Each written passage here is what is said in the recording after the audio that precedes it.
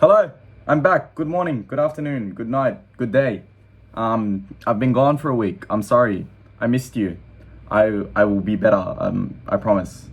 I think. I'll try. I'll try my best. So what's happened in the week that I've been gone? Arsenal have secured a loan deal for Martin Odegaard from Real Madrid. I think that's a very good signing for them, actually. I think that will help them get back up into European positions, hopefully. Probably not Champions League position, let's be honest. Arsenal a bit irrelevant, but I mean, maybe they can grab a Europa League position. Liverpool have lost to Burnley. The unbeaten run is over. Chelsea fans can feel safe at home and not be worried about Klopp and his Liverpool beating their home unbeaten record. I think it was like 60-something or 70-something. I think Chelsea's record's like 80-something, and then I think somewhere around 70 was Liverpool's before they lost to Burnley. Klopp was not having any of it and was chasing down Dyche in the tunnel, and it was funny to watch because every time Dyche turned around, Klopp was like, "All right, I'm sorry, bro. Calm down. We're not serious, you know. It's just bants, you know." Yeah, Dyche would clobber Klopp, wouldn't he? Anything else that's happened? Before we get to the main event, which is the title of this video, Manchester United are back top of the league before after Leicester took top of the league for just a day. James Maddison gave a good interview following that match that Leicester won. Watching that was very refreshing. I feel like a lot of footballers' interviews, both managers and football players, have become very robotic and just like lifeless. The only people I can think of that have had very entertaining interviews as of late are Mourinho, and that's about it. Just Mourinho. Yeah. So Kevin De Bruyne got injured. He's out for they're saying he's out for 6 weeks. So I was scared of Manchester City's current form. They've won looking at the table, they've won their last 5 Premier League games. I'm not sure if they've won even before that, but they're making a charge and they've got a game in hand, which if they win, they would go 1 point above us. But with Kevin De Bruyne gone, you'd like to think that missing him in big games such as Tottenham, I think they're playing against us as well, and I think maybe Liverpool, he'll be out for all 3 of those games. So it's a big piece of the puzzle to be missing, especially considering how much he's been contributing to a side that hasn't been very prolific on the goal scoring front. They've been very solid at the back, but without Aguero up front. I know recently, I think against not Burnley, who did they play? West Brom? West Brom they beat 4-0. But most games they've been winning by 1 or 2 goals. So they've been finding difficulty scoring, and with Kevin De Bruyne gone, you'd think that maybe they'd start to slip away, but you don't know. Jamie Vardy has also gone in for surgery on he's got surgery somewhere. What was the problems he's had? He had a hernia, I believe. He had a hernia, so he's getting surgery on that. He was going to be out for a few weeks, so Leicester, who is another title contender at the moment, might be dropping points considering their focal goal scorer. I think he's currently maybe top scorer in the league or equal top scorer in the league. Considering he's gone, you'd think that they may drop points and Manchester United might be able to get away. But you've all been waiting for this. Let's talk about Manchester United versus Liverpool at Old Trafford. We've won. I'm elated. I'm so happy. I can't believe it. That was the biggest emotional roller coaster of a football match I've watched in a long time. Probably not the best. Probably the best football match I've watched this season. Obviously, the best football match I've seen in recent times is probably Bayern versus Barcelona, because that was just crazy. That 8-2 result was just unfathomable. Also, there was Tottenham versus us, but we don't talk about that. On to what happened in last night's game, or this morning's game for me, 4 o'clock in the morning. We've won 3-2 against Liverpool in the FA Cup. We are on to the 5th round of the FA Cup versus West Ham United. You'd like to think that the biggest roadblock to our success in the FA Cup or just any competition has been over, since in the last week we've faced Liverpool twice. I don't think we have to worry about facing them again until April. But West Ham worries me. For some, they've just been that one team that have worried me in recent years. With David Moyes as the manager, it seems like whenever we're facing up against him, it seems poetic that Moyes will go up against the team that sacked him after 10 months and just beat them. So I'm always scared facing West Ham, and West Ham at the moment are looking fairly decent compared to where they have been in recent seasons. So we should be fine. I'd like to believe we're fine. Everything seems to be clicking together with our team.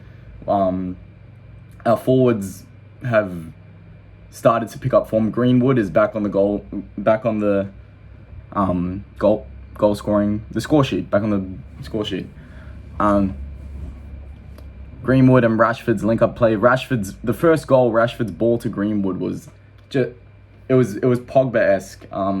You'd think he's picked that up from Pogba. Ollie in the post-match interview said that Rashford has to thank the bench for that pass, because he wouldn't have seen it otherwise. The bench was shouting out to him to switch it to Greenwood, and it was just inch perfect. There's no way. The defender jumped up and it just skimmed over the top of his head to Greenwood, who just took the time and calm, collectedly just drove it into the goal. There's a funny photo of Robertson right next to Greenwood as Greenwood's lining up his shot, shouting into Greenwood's ear because he's not going to catch him, to try and throw off his concentration and make him miss the shot. But Greenwood's too classy for that. We know Greenwood. It's good to see him back on the score sheet. It's been a long time coming. I'm happy the Manchester United fan base, from what I've seen, hasn't really been on Greenwood's back for his dip in form. I think everyone has been very understanding from the Manchester United fan base of a 19-year-old going through the stuff that he's been going through, both in his personal life and just in the media attacking him. After the Iceland incident, he's been dropped and then not repicked from the England squad. One of his friends was found dead very close after that, so he's been struggling with the death of a friend in his personal life, and also in the public eye he has been criticised for his poor performances. So it's good to see him back on the goal scoring sheet, and it's very good to see that after today's match he posted on Instagram a photo saying, hello, what did he say? He said, "Hello haters and doubters, I hope you like seeing that." It was a very smug post, something along those lines, that just showed his arrogance, and it was a good insight into his psyche. It seems that he's mentally back where he needs to be, and I feel like he's going to be back onto the goal scoring form that we were used to seeing of him last season.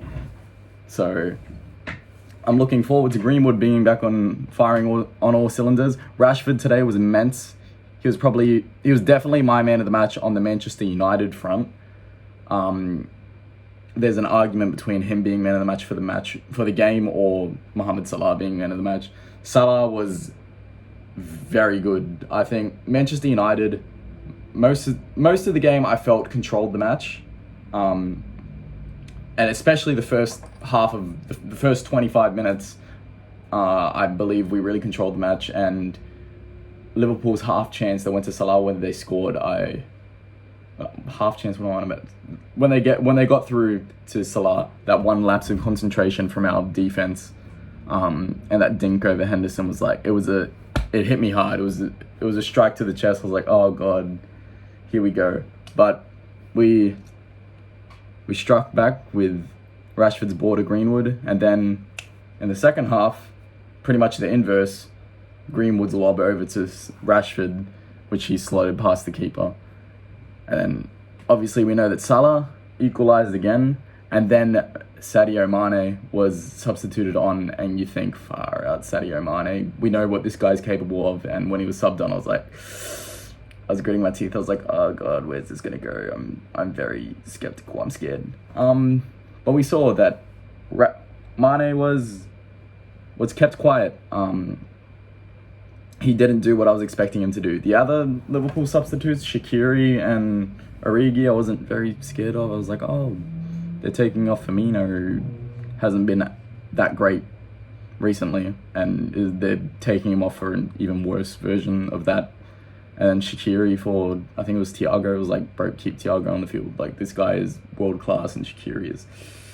Or maybe I'm just an ignorant Manchester United fan, who knows? I don't really watch Liverpool, but Origi and Shaqiri don't scare me. I was very happy with the lineup that we had today when I woke up this morning and I saw the switches that were made, which players were rested, which players were given a chance. Donny van de Beek on the pitch. Donny didn't get too involved. I think we played most of the match on the wings, and obviously Donny is central. So when he was on the ball, he did great, but he didn't get too involved. And then after that, we had the substitutes of Fred and Bruno. Fred and Bruno came on, I believe. Yeah, Fred and Bruno came on, and that Bruno just changed the game. We started to pick up the pace again, and then obviously, when I was thinking back straight after the game, I was thinking Rashford or Greenwood for man of the match. Obviously, goal and assist, the both of them made an impact on the match. But you think about it, thinking back on it when I woke up, Bruno scored the free kick that Cavani won, and also almost assisted a goal that Cavani headed, which was just a phenomenal header, by the way. That the power and the direction that he put behind that, it was so disappointing for it to come off the bar, or the post rather. It's good to see that we've got that in our ranks, that experience, that heading capability, because that seems to be our aerial ability seems to be our weakness lately. I think of the 5 goals Cavani has scored, 4 in the Premier League, I think 3 or 4 of the goals have been headers. I know distinctly there's the header he could have scored today, and there was 2 headers that he scored in the Southampton match when he was subbed on at halftime and scored the 2 goals and assisted the 3rd, which brought us to win the game 3-2. I saw a thread on Instagram, I can't remember it completely, but it was talking about how Cavani's impact on Manchester United has gone under the radar, where numbers-wise, he doesn't seem to be putting up the great spectacles that you'd think he would for a player of that caliber, but the goals that he is scoring are very crucial to where Manchester United are. Most of the goals he's scored, or he's created an opportunity for, be it winning a penalty or winning a free kick, have been goals that we've needed to win a game. They've been game-winning goals. So, prime example is what I just said against Southampton. And today, one of the things I credit Ollie for is that, just like when he brought on Cavani at the start of the second half against Southampton, he brought on Fred and Bruno in the 66th minute, which was early enough for both of them to have an impact on the match. I think he's learnt that, or he's slowly learning that if he's able to bring on these quality players early enough, they can make an impact of a match and have that super sub capability. I think there was a point I may be misremembering, but there was a point in the match when Cavani could have squared it to Rashford and didn't. And it was fun. Like, there was a moment in your head when you go, that's payback for when Rashford didn't square it to Cavani last week against Liverpool, which could have brought us the win. Yeah, that was funny to see. Greenwood is back. Greenwood's done. I'm mesmerized by Greenwood because he's a 19-year-old, same age as me, and he's already got a trademark that you can see in him when he plays his game. When you see him lining up on either side of the post and he does his 4 step overs, you see that he's going to go for the shot.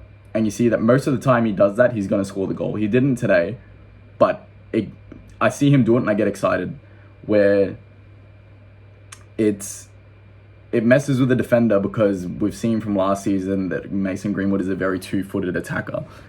both feet, his left foot over his right foot, he can fire a rocket into the back of the net. So when he's doing the step overs, the defender doesn't know which foot to try and push him onto, because either foot he pushes onto, it's a danger zone anyway. But yeah, Greenwood's back on the score sheet. He seems to be in a good mental space. I love seeing the arrogance in his post on Instagram. It seems as if he's ready to start firing on all cylinders again and smash it in the Premier League. So I'm looking forward to that, hopefully. Rashford came off towards the end of the match for Martial and semi-limped off the match, and Ollie said that he might have a knee problem. Hopefully that's just a small thing, like when I go to work and I lift something up and I think, oh, maybe I've done something to my back, and then the next day I'm fine. So hopefully it's nothing serious. On the topic of that, there's been a lot of talk about Ollie not knowing his best starting 11 throughout the whole season and chopping and changing in the lineups all the time, where people were saying that to a detriment to him, and now we're seeing that Ollie has obviously just beaten Liverpool to reach the 5th round of the FA Cup, and also we're top of the Premier League, and we don't have any major injuries. Granted, hopefully Rashford is fine, but all of our contenders, if you look at the top 4, we've got us, Manchester City, Leicester and Liverpool. Liverpool, we all know that they're struggling with injury. They've got the Van Dijk problem, Gomez and Matip. They don't have any centre-backs. And then at some point a couple months ago, at one point, they had no backline. Their whole starting backline from Trent, Gomez, Van Dijk and Trent Alexander-Arnold, all 4 of them were injured and they had to play a very improvised backline for one of their games. Manchester United hasn't had an injury crisis so far out of the other top 4 teams, where obviously I've just mentioned Liverpool, Manchester City have not got Aguero playing at the moment because he's injured, their main striker, main goal scorer. And then now Kevin De Bruyne seems to be out for 6 weeks, so it's 2 big name players, the biggest goal scorer and the biggest chance maker out of the team. And then for Leicester City, as I said, Jamie Vardy's gone out for a surgery and will be out for a few weeks. So all 3 of the teams below us that would be obviously contenders for us in the title race are both all 3 of them are having injury crises at the moment. So maybe instead of Ollie not knowing his starting 11, he's very tactically balanced out the fitness of the squad so that we don't have an injury crisis and we're able to keep playing a strong 11 and eventually break away from the title contenders and make a gap. And yeah, like Manchester City have lost, as I said, Kevin De Bruyne, and they're going to be missing him if he is out for the whole 6 weeks. They'll be missing him for Liverpool, Tottenham, and us, which you'd think would hurt their chances at securing 9 points against all 3 of those teams. Us, we have a very, very kind fixture list coming up. Our next 4 games are Sheffield, Arsenal, Southampton and Everton, and you'd like to expect that against Sheffield and Arsenal. Obviously Arsenal beat us last time, but since then, I think since the Arsenal game we've gone undefeated, so I'm not scared of Arsenal. Sheffield United is 20th in the league. We know how that story goes. Southampton they're doing well. Obviously we had that scare where they were beating us 2-0 and we came back to them 3-2, and I think we will make light work of them this time. And then Everton, we've already faced them twice this season and we've beaten them both times. So I have fairly good confidence that we will secure 12 points from our next 4 games, but we'll need to get at least 10 for it to be a good run. Apart from that, I think today's game was great. We had a few defensive frailties with Lindelof and Maguire. They seem caught in 2 minds. They don't really understand each other. They don't know who's going to go for the ball. So a lot of miscommunication and gaps come into the defense, which is why Salah is able to exploit the gaps and get through and score the 2 goals that he did. And thanks to a few fantastic saves from Henderson, it could have been 3 or 4 from Salah. Liverpool can take this two ways, where they can take confidence from this match where they've scored 2 goals in one match, where I think they haven't scored in the Premier League for, from what I was hearing, it was 7 hours since they last scored from not even open play, just scored in general in the Premier League. So they can take positives from that where they've actually scored, but also now they can take that as a negative where they've scored and they've still lost. So hopefully they take it as a negative. I would love to have a 9-point gap by the end of this week from Liverpool, and then just keep extending that gap and running off with the league, hopefully. Only thing I can say that can be improved on in our game is that the corners have always been a problem for us this season. I've always said that, and sorry. The corners have always been a problem this season, and I think the corners that we got this game, we were able to beat the first man and get a lot of our corners to one of our men to have a header, but a lot of our headers seem to just be bouncing off the heads of the players. There's no direction or intent behind the headers for us to score goals. So we're moving in the right direction, but we still need improvement there, and I think a lot can be learned from the whole team, from Cavani's heading prowess. I think he can give pointers to everyone to be able to improve the heading capabilities of both, mainly our centre-backs, who will be our main aerial threats in the box for a corner. And also, Rashford's weakness has been... A lot of people have always said that Rashford's biggest weakness as an attacking player is that he's just useless when it comes to headers. So you think that if he can pick up the headers from Cavani and the positional awareness and stuff like that, he'll be the complete player. So that's all I have to say for today. We've beaten Liverpool. Onward to Sheffield United for our next game. We should be fine, I'd hope. But it's looking very good for us, and that's all I have to say. See everybody.